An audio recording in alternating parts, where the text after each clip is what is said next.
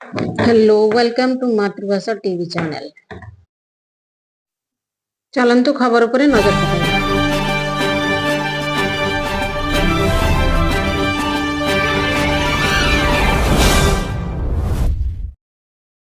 दर्शक बंधु वीडियोटी को लाइक करंतु, शेयर करंतु। जदि आपण माने हम चैनल को नुआ करी देखुथिबे तेबे सब्सक्राइब करी पाखरे थिबा बेल आइकन को प्रेस करी ऑल ऊपर क्लिक करिया जमा भी भूलबेनी।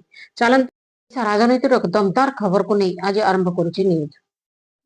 निकट रे ओडिशा सरकार द्वारा विधायक मानकर दरमा और पेंशन वृद्धि को नहीं नवीन बाबू निजे ए पेंशन वृद्धि को मना कर देइथिले। गोटे टंकाटिए न नेबे बोली कहिथिले। एहाकु नहीं राजनीति रे हईचई सृष्टि होईची। कौन पई एहा कहिले से कौनसी राजनीतिक उद्देश्य रखी ये चाल करछंती बोली विरोधी दल माने कहिसंती।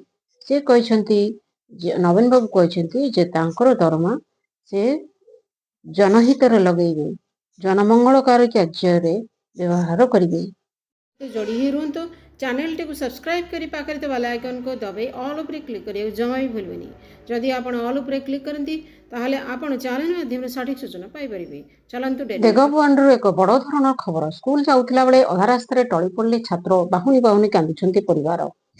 राधामोहन नोडाल विद्यापीठर सप्तम श्रेणी छात्र आकाश कुमार गौड़ 12 वर्ष स्कूल जाउथिला बेले अचानक तांकर मुंड गण होगा टळी पड़ती। आंबुलांस लगे हॉस्पिटल नहीं सेठे डाक्तर मृत्यु घोषणा कर। आज खबर एतिक रखुची। ब्यूरो रिपोर्ट, मातृभाषा टीवी।